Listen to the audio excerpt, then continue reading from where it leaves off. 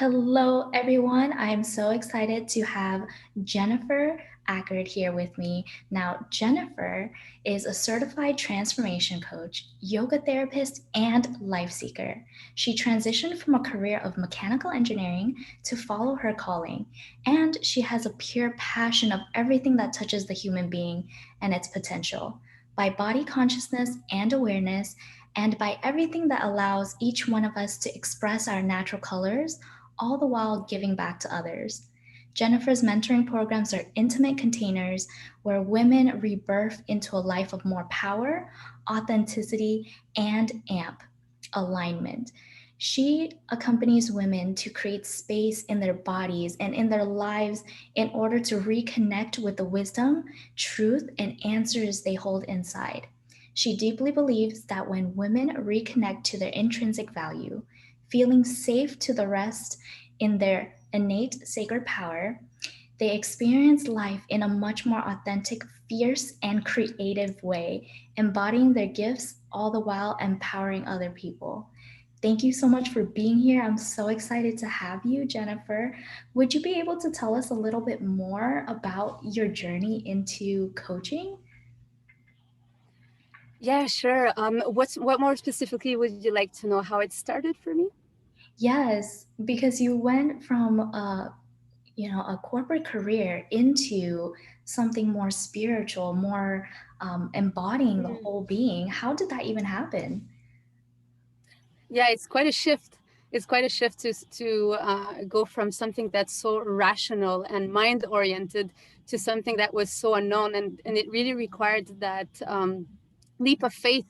At one point, it was really a calling in my heart and something that was pulling my attention a lot as I was working on my computer as an engineer, 8 to 5 in Montreal. I had traveled a lot, and traveling and working abroad also as an international, let's say, engineer really helped open my mind to other ways of living and to also um, more expansiveness in my heart. Let's put it like this. So when I was going back to Montreal, in my routine of 8 to 5, something was missing. There was an ingredient missing, an ingredient of adventure, an ingredient of spaciousness, an ingredient of creativity. And my engineering mind was observing scientifically what was that phenomenon about. I was like, how come I feel so free when I'm traveling or when I'm outside, and when I'm inside this corporate environment, I'm not feeling the same. So feeling the gap helped me fill the gap, in the sense that the question went so deep at one point that I realized that I had to shift something in my life, and that the calling to work with the human being was pulling me more than imagining my life continuing in an 8 to 5 environment for the rest of my life. You know what I mean? And so that became strong, and that's when I went to my boss's office and I told him that I wanted to go home. Meaning home was really like inquire and like check really inside what I wanted to do, and not what I was propelled to do when I was 17, when I was so young and trying to choose a career. It put a lot of pressure on me. I remember when I was 17 to choose a career. But so I chose engineering then, knowing that there was something deeper because I could feel it. And then I told myself, well, when the moment's going to be right, it's going to take me. And that moment arrived at that moment when I went to see my boss. And I started off not as a coach. I started off as, mini workshops, meditation. And then I entered trainings, yoga and somatics. And I tried muscle therapy. And one thing led to the other into what I can call coaching, but it could be named, in so many different ways, mentoring, or it's many different titles, meaning that I accompany a human being to connect with herself, now that we're speaking to women. But definitely for them to reconnect with what they know inside, with the depth and the truth of who they are. So, in your experience, does everybody have this inner knowing, and how has it been conditioned for us to disconnect from that throughout our lives? Yeah, that's a deep question. I believe that everybody can have access to inner knowing. Whether or not we have access, I don't believe that all of us have access, because we have, at one point, chosen to not have access, because having access meant a threat. It was activating too much of survival mechanisms of, what if I own up to that truth inside of me? What's going to happen? Is my family going to accept me? Are my friends going to include me? I'm going to, what's going to happen to my career and everything that I invested in wada, you know what I mean? And all those fears stop us from honoring the truth inside. They really put those filters and those barriers on top of truth. And this creates tension, literal tension in the body, knots that blocks information from circulating, that blocks us from receiving information from whatever outside. So it blocks the sensitivity of who we are as women intrinsically.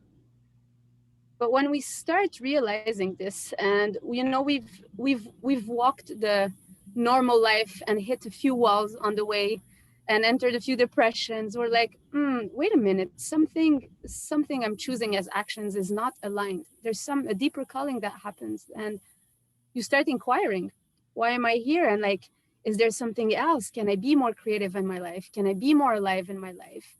Am I like, is there another way of living than having to do my 8 to 5 and waiting for my retirement so I can go travel? I'm giving examples like this, but I'm exposing my mind process also when I was back then. This was all the inquiry. So why we were conditioned, that's a very deep question. I believe that there's a reason why we were conditioned. But the more we access this truth inside and this honesty, this rawness, this authenticity, the less, I'm going to say it like this, the less we are controllable. Sorry, there's a car passing by.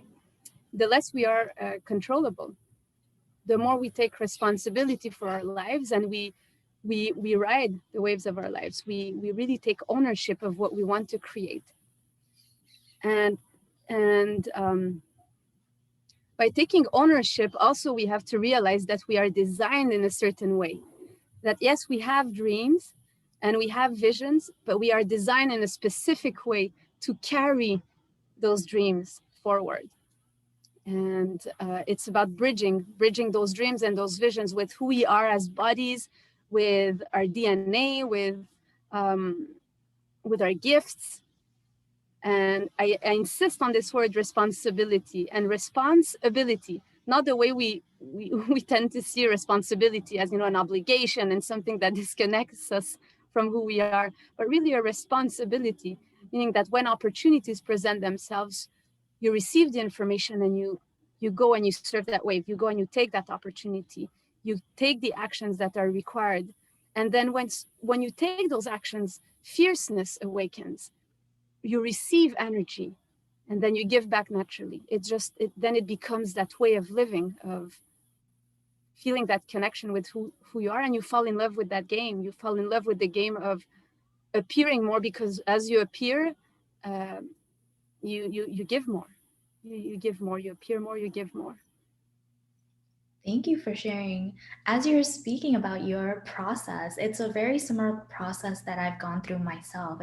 I find it very common where we start to question our daily lives, like, why am I doing all the things that I'm doing? And there's this like deeper inner, like, I don't know how to explain it. It's just like this deeper inner like drive to keep seeking until you feel comfortable, or until you feel like, oh, this is what I'm missing. Like this is and for you, like, what does alignment mean for you? Alignment is it's a day by day thing. It's like work in progress. It's like authenticity.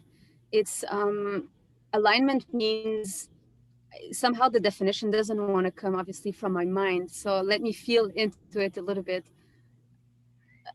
Alignment for what comes through me right now is a combination of aliveness of heart and of spirit.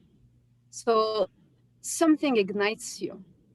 So it's not your mind that controls and chooses, but something ignites you, and it brings you into alignment. It brings you into alignment on who you are here on earth, materially, like physically, how you're designed. alignment with your heart, what your heart longs for, your deepest desires, the truth in your heart, and alignment with what we can call nature or a higher force or your higher self, or there's many ways of calling that. That's what I would call alignment. And symptoms of when we are disaligned in life can look like so many symptoms, whether they're, physical, mental, spiritual, emotional, energetical symptoms, from depression, anxiety, insomnia, to confusion, to really a physical disease, that really your physical body is deteriorating. All of those, for me, at least in the paradigm I accompany women in, I don't neglect that those symptoms exist. We're not in denial, but we address them from the perspective of potential, of where is your energy locked? How come your body has created that symptom? And we address that and we look beyond this, because at the end of the day, information and energy is trying to circulate in your body, but there's a stronger force, maybe the mind, that is like, no, I cannot allow myself to hear that information, because if I do, it's going to require change in my life. I'm not willing to take the actions for that change because I might pay the consequences of that change, which comes to what I was sharing at the beginning, the fears and the survival mechanisms that are so ingrained in ourselves. And we cannot blame, this is not to blame, we are all conditioned. But once we start realizing this trick, this inner game of the mind, we have the choice, we have the power of choosing. Am I gonna allow myself to fall into those mind tricks and control and games, or I'm open with curiosity of what else is possible? What else is possible? Life is abundant. There is an infinite source of energy that we can tap into, and this comes as we release everything that's false from our lives and from our bodies, step by step. No need to push anything, but at one point the body awakens and it feels urgent. It's like in 3D reality, let's put it like this, time is ticking, that we are in this frame of time here. Yeah. So there's that thing between physicality and spirituality too, like in physicality there's time, in spirituality it's super vast and infinite, but how to communicate between the two. And yeah, does this answer your question? I know I can go very broad with spirituality, but ask me what you want to ask me in relation to this, and I can go more precise for your audience too. Yes, absolutely. So, in terms of like understanding and moving through the physical into a more spiritual realm, how do we connect to that? And how do we find more alignment with ourselves through these practices? Yeah, very good question. And this is exactly how I started with the body.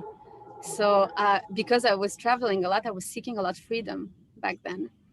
And when I got pregnant, I was like, wait a minute, I cannot just take off when I want, right? So I had to find another way to find this freedom. And this is when the whole body wisdom came into my life of, wow, when I connect to the sensations in my body, when I sit down and meditate, when I create space in my body through deep yoga practices, I'm starting to taste the same feelings I was tasting as I was having those experiences traveling. And it made me curious and curious and more curious. So I dove really deep, traveling inside the body, creating that space and realizing that when we address attention, let's say, in the body, and we pay attention, we hear it out. It's like hearing out a best friend. This tension feels heard, feels seen, and it starts releasing. The tension, if we call it her or whatever, as a human, it's a tension, but it's alive. It's a world on its own. Is like, whoa, somebody's actually paying attention to me. Like, I'm not alone in here. Like, I don't need to rule the world. Like, you know what I mean? And then this tension starts relaxing. It's like, I don't need to prove anything. I can relax, and then I can release the potential. So if we take a tension, let's take this piece of cloth, and that's the tension in the body. When it's seen and it's relaxing through the practices that we are sharing, it starts doing this, and the energy that was locked like this to hold it tight, well, starts releasing, and it becomes accessible in the body.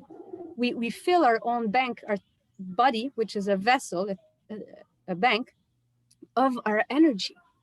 And then we start realizing that, oh, maybe I don't need to go and binge on YouTube for the whole evening, for example. I can have energy inside.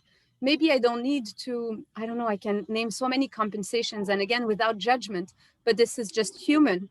When we have attention, we seek out to release it because something inside of us doesn't feel at ease.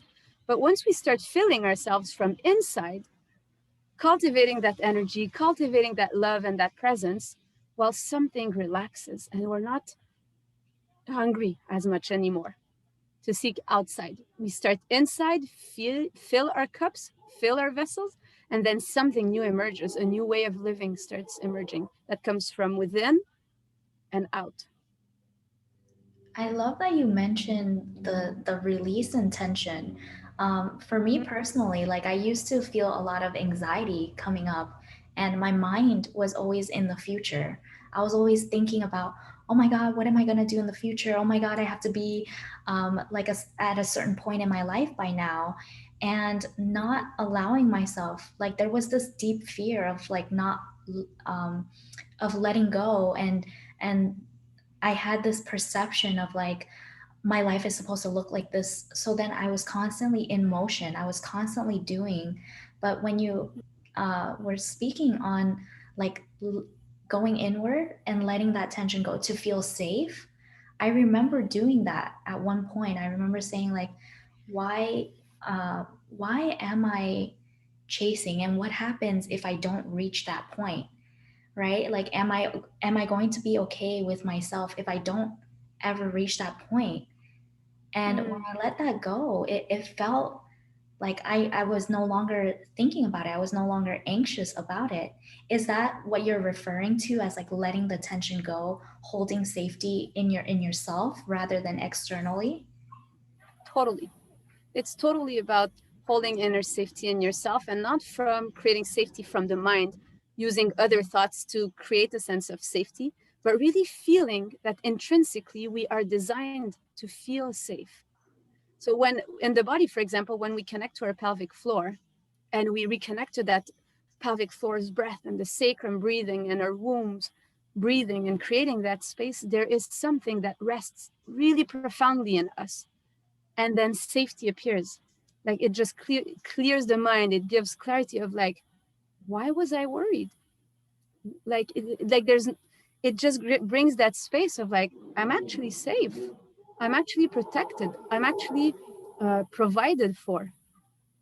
And and when we speak about root like this, we also speak about all the survival mechanisms that we've had since we're kids or even beyond, right? But let's take from really childhood that we were conditioned. Were kind of, yeah, conditioned by those fear of being abandoned, or fear of not being approved, or fear of not being loved, or all of this fear of not being safe, and we start building our personas and personalities around this, but it's false. All of this was created to protect us from our potential, because our potential is safe. Our potential knows intrinsically what it's here for.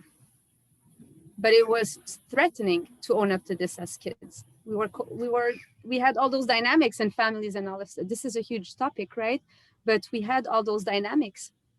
But the whole process is about deconstructing, removing all of this, and enjoy the process. It's not necessarily easy, but enjoying this process of this discovering and, yeah, rediscovering who we are underneath all of this, and many jewels that are to be shared after.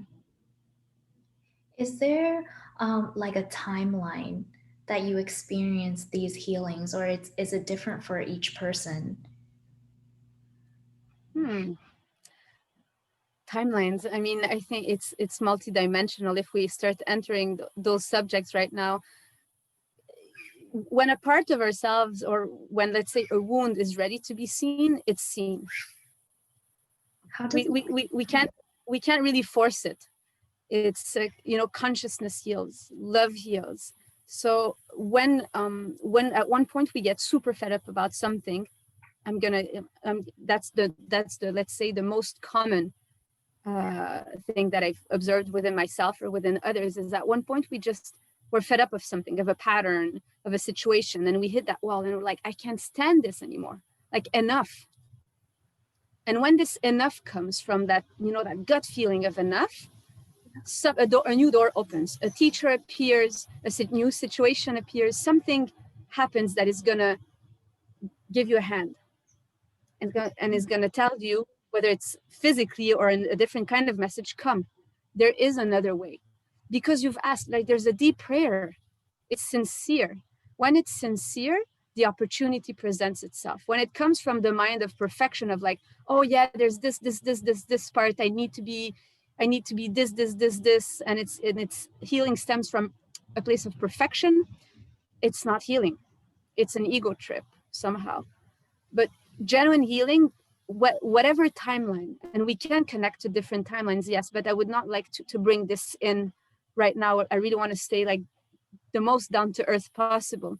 Yeah. That when you have a sincere desire to heal, that there's a part of yourself that you're aware of, and that you're like, okay, I'm ready.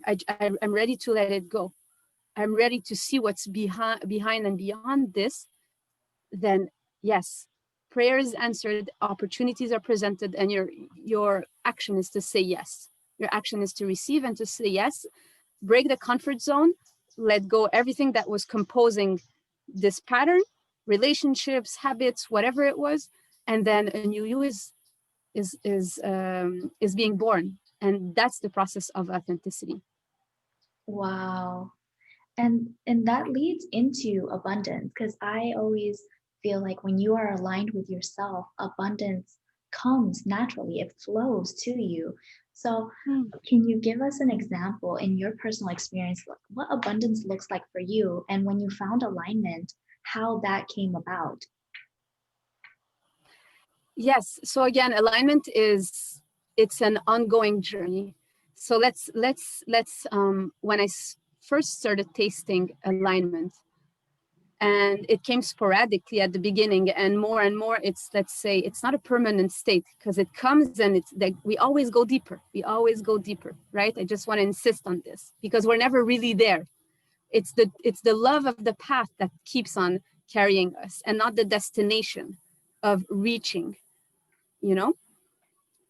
So and I insist on this because it can be a trap, so I'm just giving this to your audience to not fall into that trap of trying to reach a place, but more being in the love of it, being in the love of it. No. So abundance, it started by, feeling the abundance of tuning into nature, for example, when I was traveling back then, and reconnecting to the subtlety of messages coming from the ocean or from the trees, and just receiving this abundance coming from nature, which led me to realizing that I had a calling, realizing that my mind was programmed in a certain way, realizing that there was a deeper truth. That was another form of abundance, receiving myself at a deeper level, receiving clearer thoughts. That is also abundance, because it's lighter, it's not as dense, so it is abundance. And then receiving the luxury of being able to leave corporate job and take the actions, trusting ourselves, is abundance. You know what I mean? It is part of abundance. Now, if we refer as abundance as part of, like wealth, this is another form of abundance. And that comes when we start owning up to the gifts we have inside, taking responsibility, starting to serve others from a genuine place, meaning that whatever we cultivate inside and everything that we unleash and unlock inside of ourselves naturally are here to support others. Then naturally you receive from a grounded place, not from a dream space of, oh yeah, people owe me. It doesn't work like this. It doesn't come abundantly that way. It comes from, I'm grounded, I'm designed to serve, not sacrifice. We just become service because we have energy. So naturally it pours out, and then naturally it comes back. Now, we have to understand a bit the science behind it. It's really kind of physics, right? And then, yeah, and abundance manifests. Like I'm able to really create more and more an authentic playground more and more like setups that nourish my being, nourish my body, so I can offer even more myself to people. So abundance comes even more in, like concretely, I chose to homeschool my son. I chose to really leave my mechanical engineering career behind. I created a heart-centered business. I'm living in Costa Rica 6 months per year, escaping winters in a COVID period. So this is abundance, and I'm really naming this to give examples of the possibilities that are accessible, I believe, to all of you who choose to own up to that path, to choose to own up to the truth of what's inside of you. Does this truth look different for each person? I mean, there is ultimate truth and codes and stuff like this. Yeah, yes, of course, there is the oneness and there is ultimate truth. But yes, from the truth of here on the 3D, I believe it is different. There are some laws and universal laws. Yes, but your truth is not going to be my truth. So I cannot claim to know what is true for you, and you cannot claim to know what is true for me. But we can both offer each other space for truth to arise inside of each one of us. That we can do for one another. Thank you for sharing that. Yes. I'm very intrigued because for a lot of this, I guess like this event came about um, from a place, like you said, when I was still. It wasn't when I was constantly doing. And it's connecting to a feeling instead of connecting to the mind, which was very different for me. It was like it was a different space that I was in. So when you mention it as a feeling, how do we how do we connect more to the feeling? Like, is there a specific um, easy practice that people can do every single day to access this innate power that they have already, or innate wisdom that they have already? Yes, totally. And it's for people to choose what they love and what works for them. But in what I offer, I really use the connection to the body and creating space in the body. So I use a practice that is based on yoga therapy combined with different somatics. It's really an embodiment practice that ultimately is about grounding the nervous system, releasing the tensions, and receiving. So resting in our wombs as women, really unlocking the power, the creative power that's there. So grounding, I work a lot with grounding to create space. Meditation is an amazing tool that is included also in this whole embodiment practice. Clearing, taking that step behind our reaction, just a step back, I mean, from our reactions, from our thoughts, from our emotions, knowing that all of this composes our reality, but there is a vaster space just behind where all of this can just circulate and we don't need to hook our attention on this. We don't lose energy. So it's all about energy efficiency, this practice. So, and making it a regular practice definitely carries your life in a totally different quality. I mean, I'm exposing what I do on a personal daily basis. I wake up in the morning and I practice. I love it. I bathe into it, and it gives a tone and an intention to my day. And it creates the quality in my relationships and my choices, in my work, in my service, in yeah, all of this. So it really stems from that space created within, being in connection with the body. So for you, it's somatic, it's yoga, it's also meditation, and these are practices you do every single day to stay grounded, to stay connected to your body.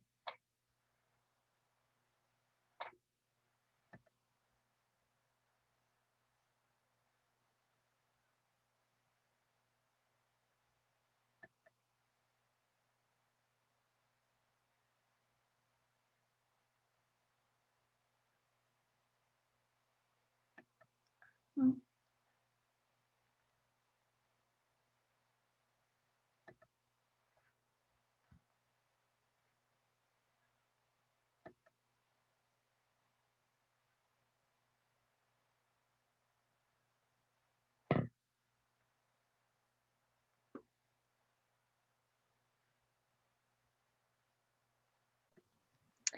And we are back. Thank you for your patience, Jennifer. There was a small glitch. And as we were saying before, that the daily practices that you perform and others can, can perform this as well, is yoga, meditation, and connecting more with yourself on a day-to-day basis.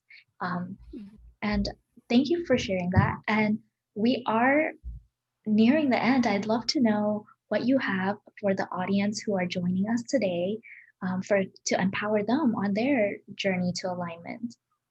Yes, totally. It's 14 days of inner safety and grounding practice based on the principles of that embodiment practice that we were just sharing about. So this is a series of 14 days, 14 postures that was created just when COVID hit at the beginning of the year, 2020. And I created that series really to help support people create that inner sense of safety within their own bodies, because there was so much fear, right, in the air. So it's an amazing 4 days of practice, grounding practice. So we work a lot the hips, the womb, the pelvic floor, and it really can give that sense of feeling stable and centered as you go through your days, and really stay master of your own temple. Let's put it like this. So it's in a series of 14 videos of about 20, 25 minutes average, with an explanation of the principles on the first video, day number one. And you can, you can enjoy it and let us know what you receive from it. Amazing. Thank you so much. And I will go ahead and link that below the video for everybody who's participating today. I just want to share my gratitude for you being here and sharing all your wisdom with us. Before we leave, can you share one last word of wisdom with us or a favorite quote that you have? Mm, a word of wisdom. Um, the first thing that comes is go for it. Go for it. If you have that calling in your heart, and you feel propelled by that type of path, go ahead and do it. Life is so worth it. It's so worth to be lived fully, and you have it. You've got this. Beautiful. Thank you so Mm. much. Thank you, Nikki, for having me part of this amazing series.